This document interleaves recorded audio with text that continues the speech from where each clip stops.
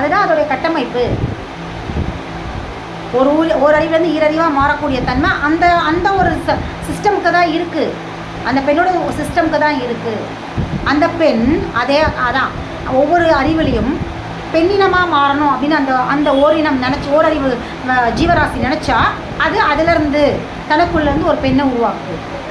ஆணினமாக விரும்புச்சுன்னா ஆணை தனக்குள்ளேருந்து உருவாக்குது. இப்படித்தான் ஒவ்வொரு ஓரறிவும் தனக்குள்ளேருந்து இன்னொரு இனத்தை உருவாக்குச்சு. ஆனால் ஆதி பகவன் யார் அப்படின்னு பார்த்தீங்கன்னா பெண் அப்படிங்கிற சிஸ்டம் தான். பெண் சிஸ்டம் தான், மனுஷிங்கிற சிஸ்டம் தான் தனக்குள்ளேருந்து ஆணோ பெண்ணையோ உருவாக்கக்கூடிய தன்மை இருக்குது.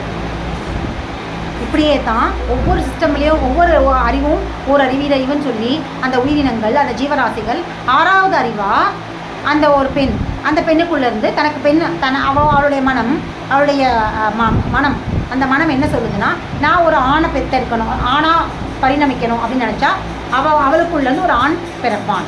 பெண்ணாக பரிணமிக்கணும் அப்படின்னு நினச்சா அவனுக்குள்ளேருந்து ஒரு பெண் பரிணமிப்பான். இதுதான் பிரபஞ்சத்தோட சிருஷ்டி சிஸ்டம். இது ஒரு சிஸ்டம் தான், அதிசயம்லாம் கிடையாது. சிஸ்டம் இப்போ கம்ப்யூட்டருக்குள்ள சிஸ்டம் இருக்குன்னா நீங்கள் என்ன ப்ரோக்ராம் பண்ணுறீங்களோ அதான சிஸ்டம். எல்லாத்துக்குமே ஒரு சிஸ்டம் இருக்குல்ல. ஒரு மருந்தை கண்டுபிடிக்கிறான்னா அதுக்குள்ளே ஒரு சிஸ்டம் இருக்குல்ல. எல்லாமே சிஸ்டமேட்டிக் தான் இந்த உலகத்தில். இந்த சிஸ்டமேட்டிக்ன்றது எங்கேருந்து கண்டுபிடிச்சாங்க? பிரபஞ்சத்தோட கட்டமைப்புல இருந்து தான் சிஸ்டமேட்டிக் அப்படின்ற ஒரு விஷயம். சிஸ்டம்ன்றது வந்ததே பிரபஞ்சத்தோட சிஸ்டம் தான். அதோடைய கட்டமைப்பை பார்த்து தான் சிஸ்டம்னு ஒன்று கண்டுபிடிச்சாங்க. அப்போ இங்கே இருக்கிற ப்ரோக்ராம் எப்படி இருக்குது? ப்ரோக்ராம் நம்ம என்ன கொடுத்துருக்கீங்க இன்புட், அதான அவுட்புட்டாக வருது. அதே தான் இங்கேயும். இங்கே என்ன பிரபஞ்சத்தில் அந்த பஞ்சபூதங்கள் எந்த மாதிரியான இன்புட் கொடுத்து வச்சுருக்கோ அந்த அவுட்புட் தானே வெளியேறும். அப்போ இன்புட் இது தானே இருக்குது. பெண்ணுக்குள்ளேருந்து தான் ஆணும் பிறப்பான், பெண்ணும் பிறப்பாள். திரும்பவும் அவனுக்குள்ள உரைநிலையாக போவா.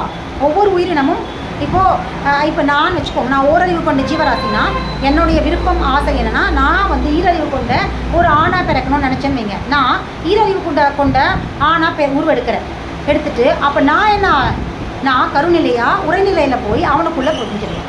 இப்படித்தான் ஒவ்வொரு ஆணுக்குள்ளேயும் பெண் உயிர் சக்தியாக உள்ளே தங்கியிருக்கான். ஏக்க சக்தியாக இருந்தால் கருநிலை 2 ஏக்க சக்தியாக திற வடிவமாகவும் கருநிலையான அகவி சக்தியாக அவனுக்குள்ள உரைநிலையிலும் இருக்கான். இந்த 2 நிலையும் அந்த கருநிலையில் இருக்கிற அகவி சக்தி அவனை விட்டு வெளியே வந்துடுச்சு அப்படின்னா வந்துச்சுன்னா இந்த இயக்க சக்தியாக இருக்கிற பெண் ஸ்டாப் ஆகிடுவா. அந்த சிஸ்டம் ஆஃப் ஆகிடும். எல்லாமே 2 தான். அதான் இந்த பிரபஞ்சத்தோட இயக்கமே. எல்லாமே ஆண் பெண் இருள் ஒளி எல்லாமே 2 தான். பஞ்சபூதங்களும் கூட வெளிப்படுறது மறைப்பொருள் வெளிப்பொருள் அப்படிங்கிற 2 எல்லாமே 2 தான்.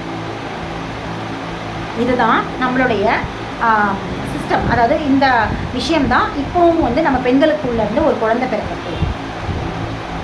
இதுதான் உதாரணம். இதை தான் சான்று. இதை பார்த்து நம்ம தெரிஞ்சுக்கலாம்.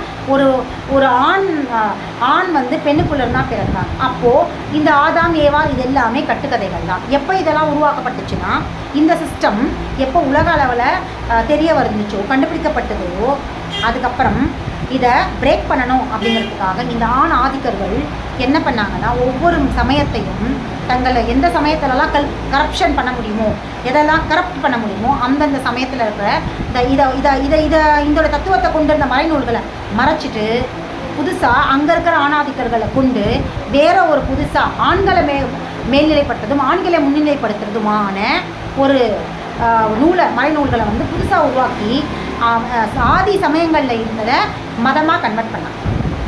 மதம் வழியாக மாற்றினாங்க. அந்த மதம் என்ன சொல்லுது அப்படின்னா ஆண் தான் கடவுள், ஆண் தான் எல்லாத்துக்கும் தலைவன். ஆண் கிட்ட தான் ஆதாம் அப்படிங்கிற அது பார்த்துக்கோங்க. ஆதாம்ன்றது யார் தெரியுங்களா? சிவம். அதுதான் சிவத்தை தான் ஆதாம்னு பேர் வச்சாங்க.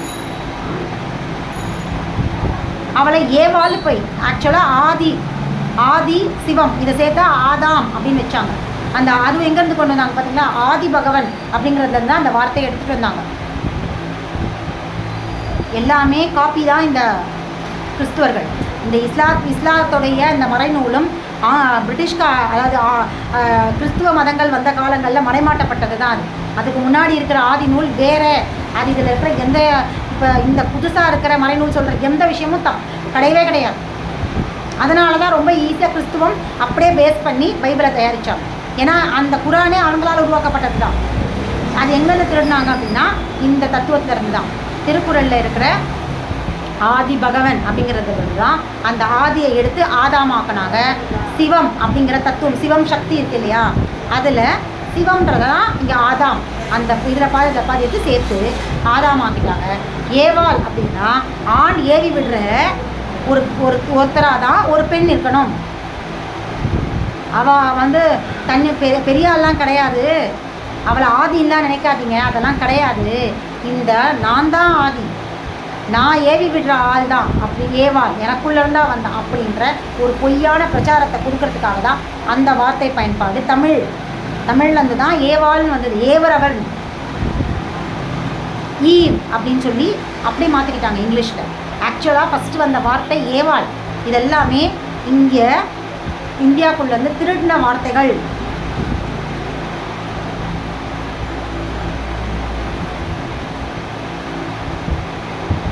இப்படித்தான் ஆண் ஆதிக்கங்கள் மதங்களை வந்து தாக்குச்சு. மதங்களுக்குள்ள ஆணாதிக்கம் வரவும் ஒன்றுக்கு ஆரம்பித்த அந்த கிறித்துவ மதத்துடைய அந்த திருடர்கள் இருக்கிறாங்க இல்லையா, களவாணிகள், அவங்க ஆரம்பித்து கொடுத்தது இஸ்லாத்தில். அதை பார்த்து அவங்க பைபிளை எழுதுது. அதுக்குள்ளே அந்த இந்து சமயத்தில் அங்கேருந்து இந்து சமயத்தில் இதே மாதிரி ஆண்கள் தான். இது அப்படியே ஒவ்வொரு மதத்துலேயுமே ஆண்கள் தான் உயர்ந்தவங்க அப்படிங்கிறத ஆணித்தனமாக மதம் வழியாக பிரச்சாரப்படுத்துகிறாங்க. ஏன்னா பெண்ணுக்குள்ளேருந்து தான் ஆண் வந்தான்றதை ஏற்றுக்க முடியாத ஆணாதிக்கர்கள் இந்த வேலையை செஞ்சாங்க. பெண்களை டாமினேட் பண்ணணும் அப்படிங்கிறதுக்காக தான் இதை செஞ்சாங்க. அப்போது திருக்குறள் என்ன சொல்லுது? திருக்குறள் அப்போ நீங்கள் சொல்கிறீங்க ஆதி பகவான் அப்படிங்கிறவங்க நீங்கள் தானே சொல்கிறீங்க திருவள்ளுவர் வந்து சமயம் ஜைன சமயத்தவர், சமண சமயத்தவர், ஜெயின சமயத்தவர். அதனால தான் ஆதி பகவான் அந்த ஃபஸ்ட்டு தீர்த்தங்கரர், அதை தான் அவர் முதற்றே உலகுன்னு சொல்கிறாரு. இப்படித்தானே எல்லா ஆய்வாளர்களும் சொல்லிக்கிட்டு இருக்காங்க அப்படின்னு நீங்கள் சொல்லலாம் இல்லையா? அவர் ஜைன சமயத்தவர் தான், சமணர் தான் அவர் சமணர் அப்படிங்கிறத இன்னொரு இடத்துல நம்ம புரிஞ்சுக்கலாம். ஆனால் அகர முதல எழுத்தெல்லாம் அவர் சமயத்தை முன்னிறுத்தவே அப்படியான ஒரு சிந்தனை அவர் கிடையாது. தன்னுடைய மதத்தை தன்னுடைய சமயத்தை அவர் ஃபஸ்ட்டாக காட்டணுன்ற சிந்தனை அப்படி அவர் இருந்தால் இந்த திருக்குறள் இன்றைக்கி மறைநூலாகவே வந்திருக்காது. அவர் தன்னுடைய படைப்பு தான் இந்த பிரபஞ்சத்தோடைய ஃபஸ்ட்டு. தான் எப்படி பிறந்தோம், அதுக்கப்புறம் தானே மற்றதெல்லாம். இப்போ மனிதன் பிறப்பே இல்லை, படைப்பு சக்தியோட வேலை முதல்ல இல்லைன்னா இது இந்த ஒரு பிரபஞ்சத்துக்கு எதுவுமே சாத்தியம் இல்லை இல்லையா? படைப்பு சக்திக்கு அவர் கொடுத்த மரியாதை. படைப்பு இல்லைன்னா பெண் தான் முதல்ல தோன்றினான். தான் எங்கேருந்து வெளிப்பட்டோம்? நான் திருவள்ளுவர் தான் வந்து ஒரு பெண்ணுக்குள்ளேருந்து வெளியப்பட்டன்றதுனால தன்னுடைய படைப்புக்கு மரியாதை கொடுக்கறதுக்காக தான் முதல் திருக்குறள் ஆதி பகவான் முதற்றே உலகு. அந்த ஆதி தான் ஆதாமா இவனுங்க திருடிக்கிட்டானுங்க. ஆதியானவள் பெண், அந்த வார்த்தையை இவனுங்க மட்டும்தான் புரிஞ்சுக்கிட்டானுங்க. அதுக்கப்புறம் மடை திருப்பி விட்டது தான் எல்லாமே. திருக்குறளில் இருக்க முதல் குறளை அப்புறம் திசை மாற்றிட்டாங்க. ஆக்சுவலாக அவர் தன்னுடைய படைப்பு தான் வந்து உள்ளேருந்து வெளியே வந்த தனக்கு பிறப்பு கொடுத்த தன்னை வந்து இந்த பிரபஞ்சத்தில் வரவழைத்த ஒரு பெண்ணை அவர் போற்றுறாருங்க, வணங்குறாரு. தன்னுடைய வணக்கத்தை அங்கே சொல்கிறார். அப்போ அவர் சமண சமயத்தவர் எப்படி தெரிஞ்சுக்கலாம் அப்படின்னா, மலர்மிசை ஏகினன் இருக்கு இல்லையா குறள், அது அந்த மலர்மிசை ஏகினன் அப்படிங்கிறவர் வந்து சமண சமயத்தை சேர்ந்த ஒரு துறை.